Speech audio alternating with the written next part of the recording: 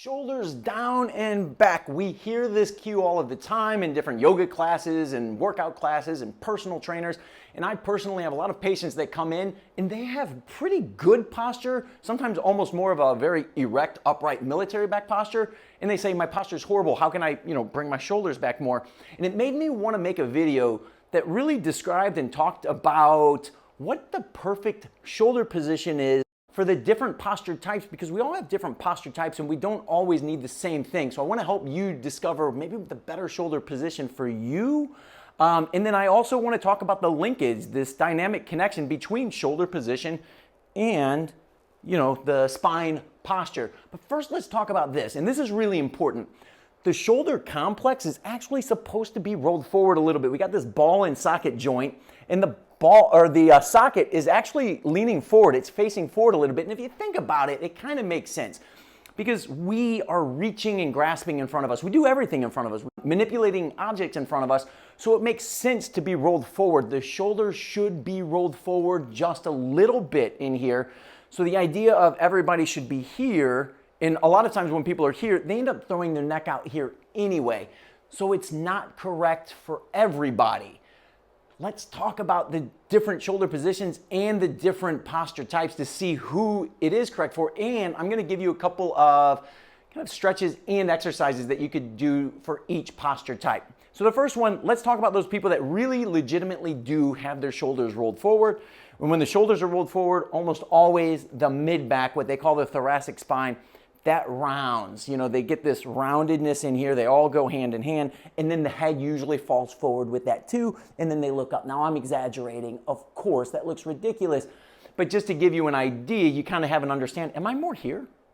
Because in those cases, yes, you absolutely want to work on shoulders down and back. But more importantly, you also want to work on getting upright through your mid-back. And we're going to talk about some strategies for that because it's linked. All of this is linked. So we want to be upright through the mid-back and get those shoulders down and back. And let's not forget about getting that head in a better posture. Now, I see this a lot too, though. People that have pretty normal posture. Their shoulders are in fairly good alignment. They're, for the most part, pretty upright through their mid-back. They're not rounded in through here. In some cases, I see almost like they're out here and they say, yeah, I really want to fix my posture and correct my posture. And it looks kind of funny because you have good posture already.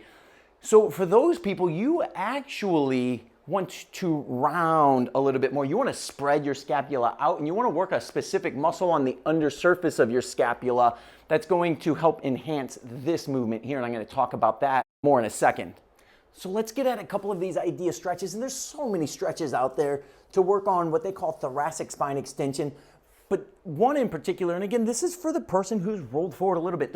Their wing bones, their scapula, they're actually coming too far this way.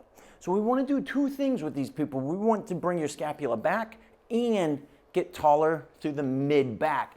Now, if you do a typical traditional cow stretch, which is this here, there's a lot going on in the pelvis. So if you sit back a little bit more, and put your hands closer to where your knees are, and then do this here. And it's as if you're kind of pushing out this way here.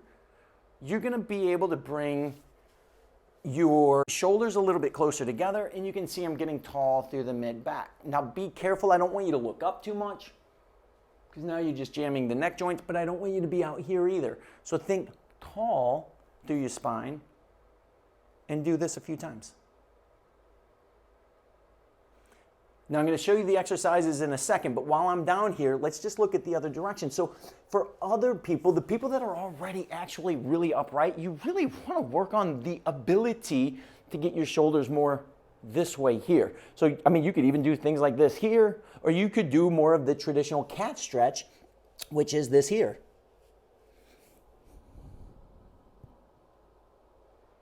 And then the exercises we're looking to do. So for the person who is more rounded in here, there are dozens of exercises to choose from, but a really simple one is we want to kind of be tall. We do want to keep those shoulders pulled back. If you're this posture type, you want those shoulders pulled back and you want to engage the core a little bit because I'm going to have you pull a band apart. But here's what a lot of people end up doing. They kind of they throw their pelvis forward, they really arch their low back. And when they arch their low back, two things are happening. Their pubic bone's falling this way and their chest is going up this way. So they kind of have this, and it looks like this. And this is wrong, by the way. A lot of people do that. What you want to do is engage your core a little bit. So think, bring your pubic bone up and your rib cage down, connect there. You'll have a little bit of tension here. You're connected, and then do your pull aparts like this here. And now you're going to strengthen those back muscles in here. You can kind of be up overhead. And actually anything that goes overhead here, think like a chair pose in yoga where you sit back. They call this upward rotation, where you reach up. So anything where you're going to reach up, really get that going up. These are great ways to get that wing bone to go up, because a lot of people that are rolled forward like this, they don't have a good ability to get their arm in line with their ear here. They have to like do something, you know, they get stuck here and then they kind of lean back or something like that, which is why you don't want to lean back. You want to be engaged, and then can I get that arm up overhead? I mean, this alone, for some of you that live here, this is a chore. To do your chair pose, you know, I see people all the time, they kind of stop here. Can you get that up? That's what you're going for. Exercises for that person who's already here. Like I said, we want to get that muscle on the undersurface of your scapula or your wing bone, the one that does this, that spreads everything out between your shoulder blades. So for you, you're going to work on spreading that out, tucking your toes underneath you and getting a little bit of space between your knees and the floor. Just a little bit. You're just hovering. Notice I'm not here. I'm here. Because you are going to have that tendency to want to be here. You want to press through. It's kind of like this. You don't want to be here. You want to be here with this. Again, this is for the person who's already really upright here. You're too tight in your shoulder blades. You want to relax that tension a little bit. We want to get this way, okay? And then when we do that exercise, you don't want to be here. You want to be here, and then hold. And then from here, there's all kinds of things you can do. Bear crawl type things, side to side, movements here, yoga push-ups, except you don't have to keep your knees straight. You can just keep your knees bent and staying pushed through. So there's a whole world of these little exercises you can do for that muscle. Okay, but more important than a static posture for your shoulder, think more dynamic movements, balance, agility, stability. So you want the ability, again, to move through various ranges of the shoulder. That's a healthier thing to do than just thinking my posture.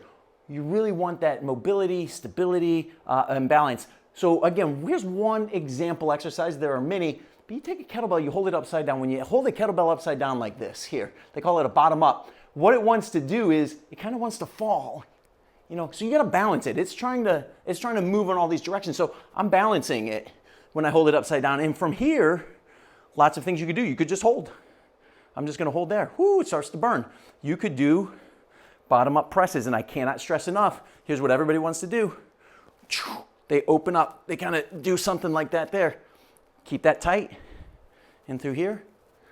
And then one other thing that helps with this to keep you from opening up is to do what they call a half kneeling, the knee that's down. You could do it from here.